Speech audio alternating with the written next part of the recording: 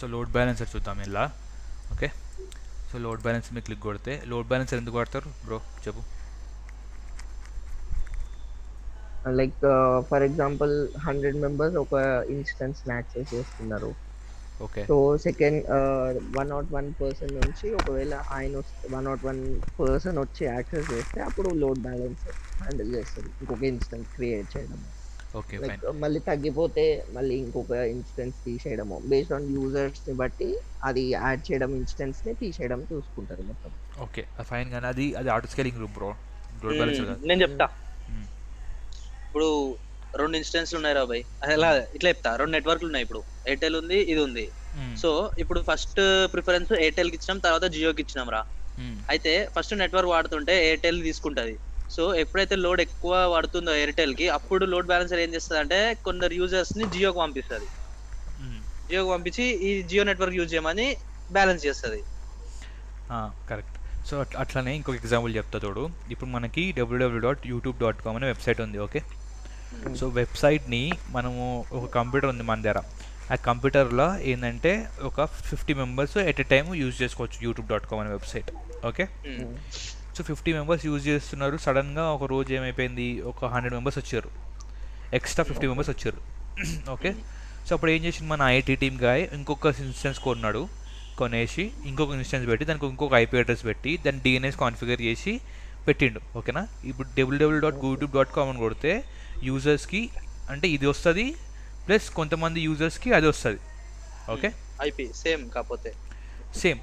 కానీ ఇప్పుడు ఏమైపోతుందంటే ఇప్పుడు ఈ రీజియన్లో ఉన్న వాళ్ళు అంటే ఎట్లా అంటే సౌత్లో ఉన్న వాళ్ళు పైన ఉన్న దానికి కనెక్ట్ అవుతారు, ఈస్ట్లో ఉన్న వాళ్ళు అట్లా కనెక్ట్ అవుతారు. అప్పుడు అట్లా ఉండే పూర్వం అంటే కొంచెం బ్యాక్ టైంలో. సో ఇప్పుడు ఏమైపోతుంది, కొంతమంది అక్కడ ఇన్సిడెన్స్ పెరుగుతారు. అంటే ఇప్పుడు మనం లైక్ ముంబై రీజన్ అంటే ముంబై స్టేట్లో 50 మెంబర్స్ ఉన్నారు, 50 మెంబర్స్ యూజ్ చేస్తారు youtube.com. ఆంధ్రప్రదేశ్లో కూడా 50 మెంబర్స్ యూజ్ చేస్తున్నారు. ఓకే, సడన్గా ముంబైలో 50 మెంబర్స్ ఎక్కువ వచ్చిండ్రు. అప్పుడు ఏంటి పరిస్థితి అంటే వాడు ఏం చేసిండంటే ముంబై వాళ్ళకి ముంబై చేసిండు, తెలంగాణ వాళ్ళకి తెలంగాణ చేసిండు. ఓకే, కానీ పరిస్థితి ఏమైపోయిందంటే రాను ముంబైలో కూడా 50 యూజర్లు పెరగడం స్టార్ట్ అయిపోయినారు. సో అర్థం కాలేదు వానికి అప్పుడు ఏం చేయాలి అంటే, అప్పుడే ఆ టైంలో ఏమవుతుందంటే ముంబై సర్వర్ వేస్ట్ అయిపోతుంది. ముంబై సర్వర్లో మంది లేరు, కానీ తెలంగాణ సర్వర్లో మంది ఉన్నారు. ఓకే, సో అప్పుడు ముంబై సర్వర్ ఏమో వేస్ట్ అయిపోతుంది, ఇంకొక సర్వర్ కొనాల్సి వస్తుంది మాకు. అంటే ఇది యూటిలైజ్ చేయలేకపోతున్నాం మేము, ఉన్న రిసోర్స్ని యూటిలైజ్ 100% యూటిలైజ్ చేయకుండా ఇంకొక రిసోర్స్ కొనాల్సి వస్తుంది. అలాంటి సినారియోలో ఏమైపోతుంది అంటే ఇప్పుడు అలాంటి కాస్ట్ పెరుగుతూ పోతుంటుంది మనకి. అన్ని ఇన్స్టెన్స్ కొనుక్కుంటూ పోతూ మనం రిసోర్స్ వాడకుండా 100% వేస్ట్ అయిపోతుంటుంది మన దగ్గర. వేస్ట్ ఎక్కువ ఉంటుంది, ప్లస్ కాస్ట్ ఎక్కువ అయిపోతుంటుంది, మెయింటెనెన్స్ కాస్ట్ కూడా పెరిగిపోతుంటుంది. సో అట్లా దాన్ని కంట్రోల్ చేయాలని లోడ్ బ్యాలెన్సర్ అనే కాన్సెప్ట్ వచ్చిందనమాట. ఇది ఏం చేస్తుంది అంటే ఇది ఫ్రంట్ అనమాట, ఫస్ట్ లెవెల్ అనమాట, అన్నిటికీ ఫస్ట్ లెవెల్. ఓకే, ఇది డిసైడ్ చేస్తుంది మనకు ఒక లోడ్ బ్యాలెన్సర్ అనేది కంప్యూటర్. ఆ కంప్యూటర్ ముందు ఉంటుంది అనమాట, అన్ని ఇన్స్టెన్స్కి ముందు ఉంటుంది. ఓకే, నీకు డయాగ్రామ్లో చూపిస్తాను ఇంకా క్లియర్గా ఉంటుంది. డయాగ్రామ్ వైట్ పేపర్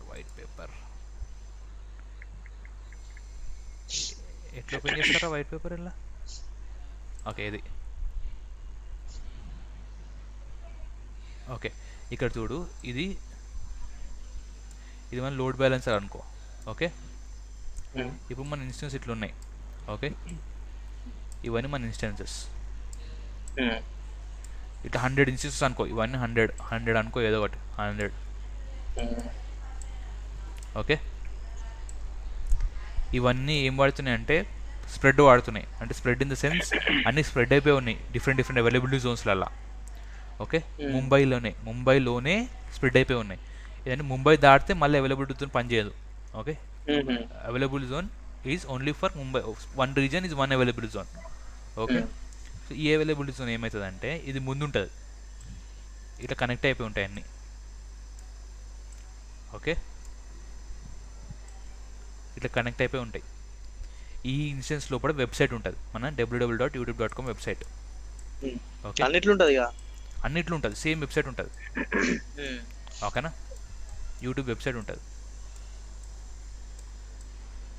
భయ ఏం రాసినారా, మోస్తూనే రాసిన.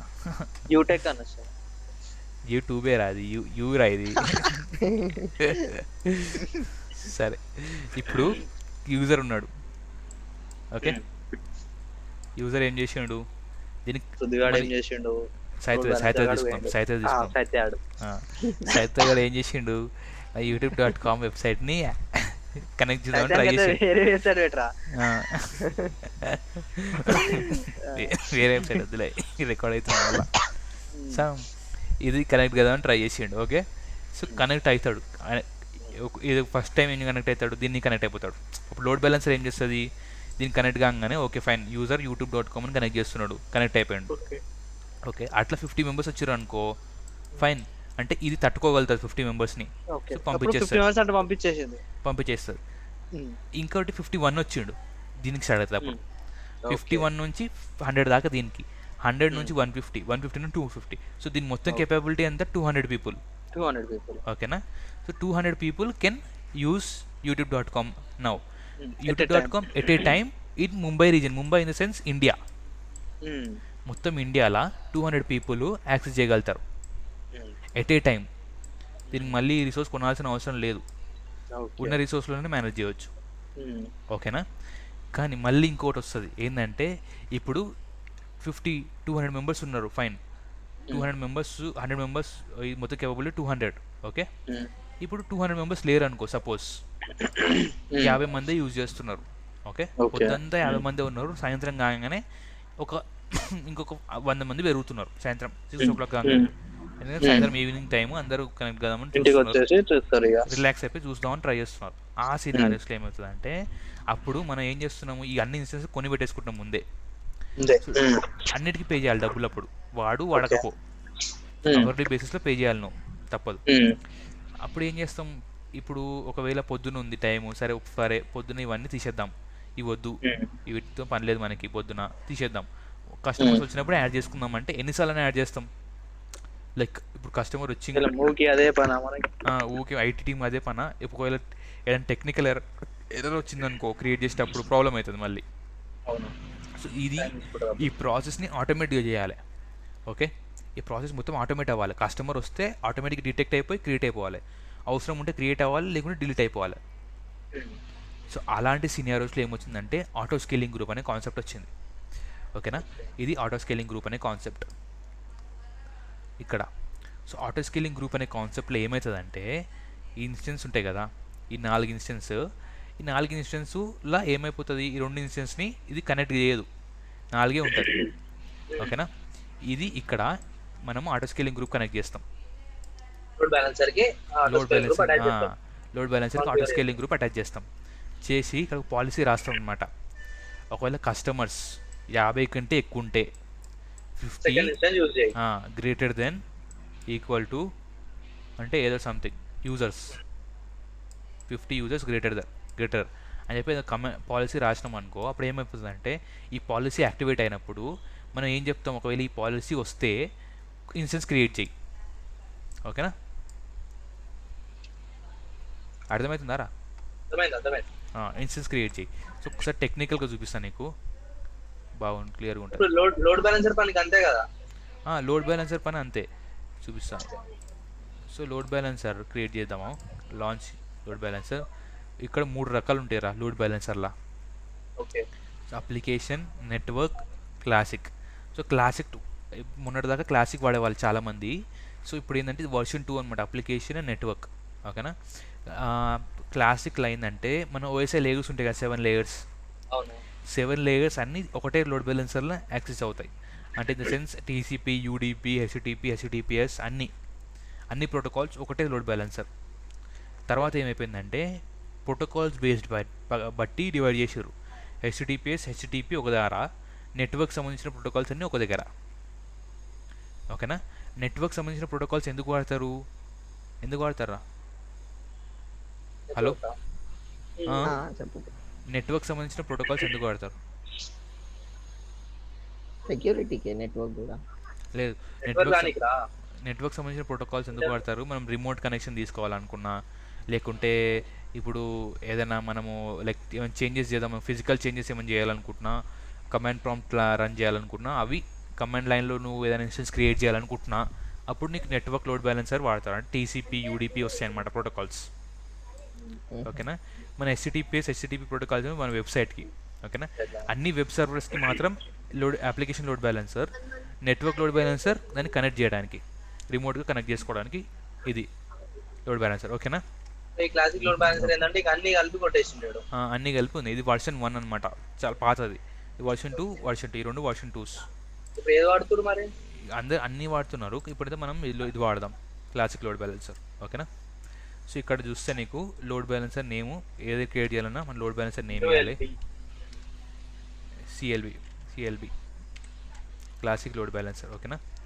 సో డిఫాల్ట్ విపిసి సెలెక్ట్ చేసుకుంటున్నాము. సో ఇక్కడ నీకు port number 18. Hello. So port number 18 పెడుతున్నా. పోర్ట్ నెంబర్ 18 అనేది వెబ్సైట్ కోసం. ఓకేనా. వెబ్సైట్ క్రియేట్ చేద్దాం మనం. సో ఇది సెలెక్ట్ చేద్దాము. ఇది క్రియేట్ చేసినాం కదా. ఇది పోర్ట్ నెంబర్ 22 ఎనేబుల్ ఉంది. గుర్తుపెట్టుకో, న్యూ ఎస్జీలో పోర్ట్ నెంబర్ 22 ఎనేబుల్ ఉండే ఇంతకుముందు, గుర్తుందా? సో ఇక్కడ నీకు హెల్త్ చెక్స్ అంటే ఇది 80, ఇది ఒక ఫైల్ టైపు. ఇది ఒకవేళ యాక్టివ్ ఉంటే చూపిస్తుంది, లేకుంటే ఎర్రర్ చూపిస్తుంది మనకి. ఏ ఇన్స్టెన్స్కి చేద్దాం అనుకుంటున్నావు నువ్వు? 2 ఇన్స్టెన్స్కి చేద్దాం అనుకుంటున్నా, 2 యాడ్ చేయి. నెక్స్ట్ కొట్టు, క్రియేట్ కొట్టేసేయి, క్రియేట్ కొట్టు. ఇప్పుడు ఒకటి చూపిస్తాను నీకు, అది దాన్ని బట్టి మనం చేద్దాం. So creating a website,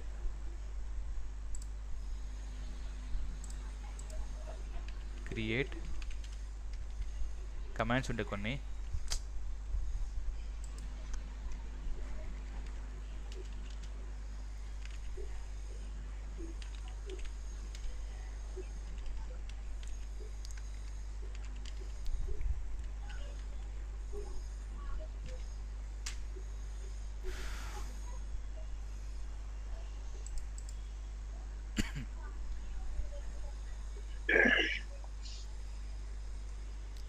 default ఒకటి ఉంటుంది, అది నా దగ్గర ఉండే మొన్నటిదాకా కమాండ్, అది మిస్ అయిపోయింది. సో చూపిస్తా. యూజర్ డేటా కమాండ్ ఉంటుంది ఒకటి.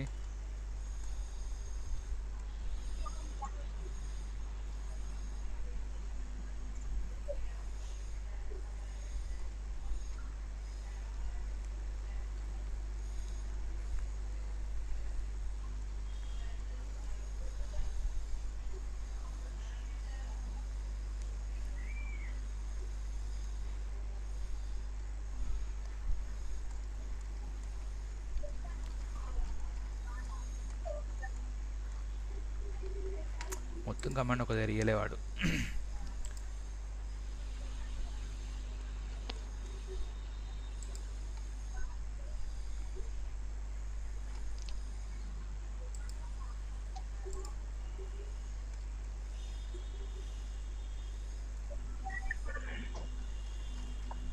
శాంపుల్ కోడ్,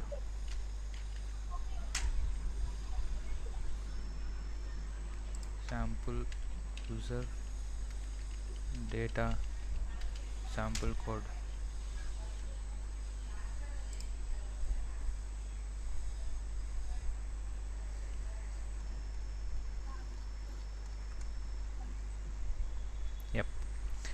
ఇది ఒకటి ఉంది ఇక్కడ. దీన్ని కొన్ని మోడిఫికేషన్ చేసి చేద్దాం.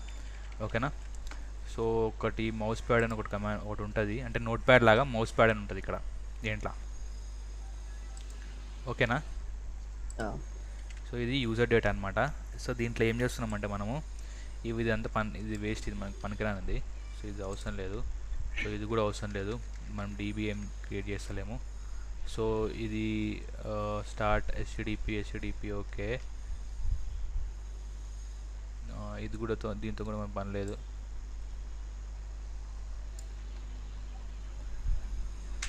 దీంతో పని లేదు మనకి.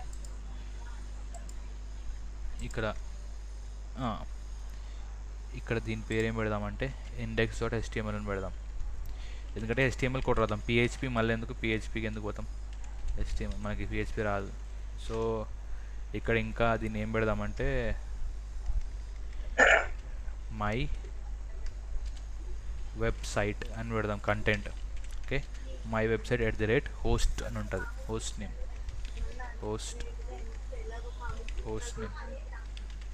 ఓకే. సో ఇట్లా క్రియేట్ చేసినాము. ఇది HTML అని పెడతాము. ఇది బిన్ బ్యాష్ కోడ్ అనమాట. సో ఇక్కడ ఇది కాపీ చేసి మనము దీంట్లో మన యూజర్ డేటాలా ఎక్కడ మన ఇన్స్టెన్స్ లోపల ఇది వెబ్సైట్ కదా దీంట్లోకి వెళ్ళి ఇక్కడ మనకి నెట్వర్క్ సెట్టింగ్స్లో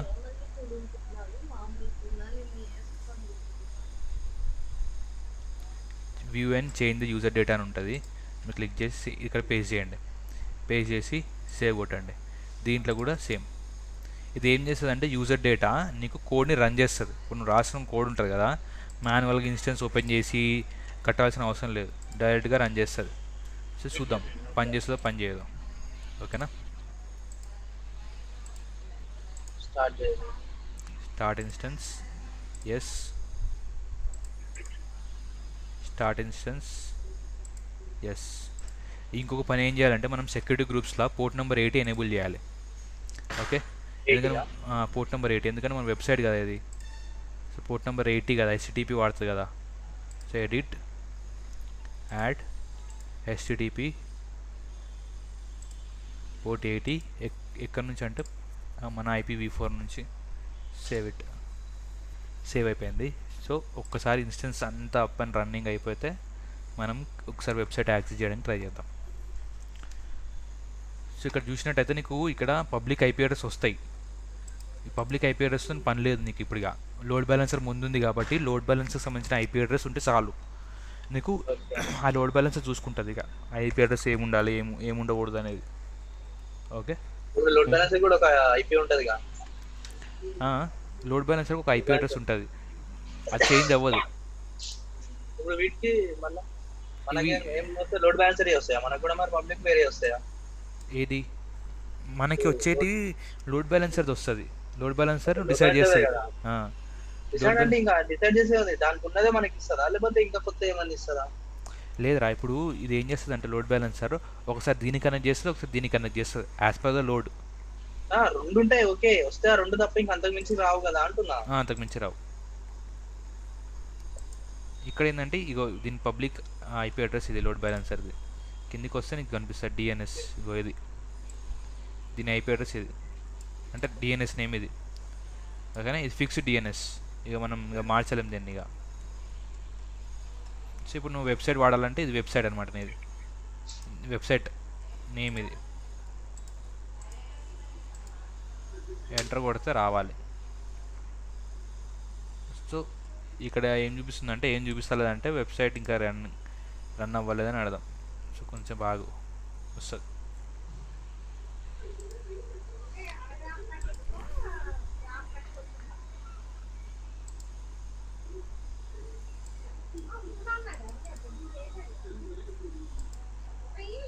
ఇక్కడ చూడండి నీకు ఇంకా ఇన్స్టాలైజింగ్లోనే ఉందంటే మన కోడ్ అనేది సక్సెస్ఫుల్గా రన్ అవుతుంది. ఇంతసేపు ఇన్స్టాలైజింగ్లో రాదు, మొత్తం కోడ్ అనేది సక్సెస్ఫుల్గా రన్ అయిన తర్వాతనే వస్తుంది. ఓకేనా, కానీ ఎర్రర్స్ వస్తే దానిలో కోడ్ రన్ అయ్యేటప్పుడు ఎర్రర్స్ వస్తే మాత్రం మనకు కనిపించదు. అది మనం మళ్ళీ మాన్యువల్గా చెక్ చేసుకోవాలి, అది ఏం ఎర్రర్ వచ్చింది ఏం కథ అనేది.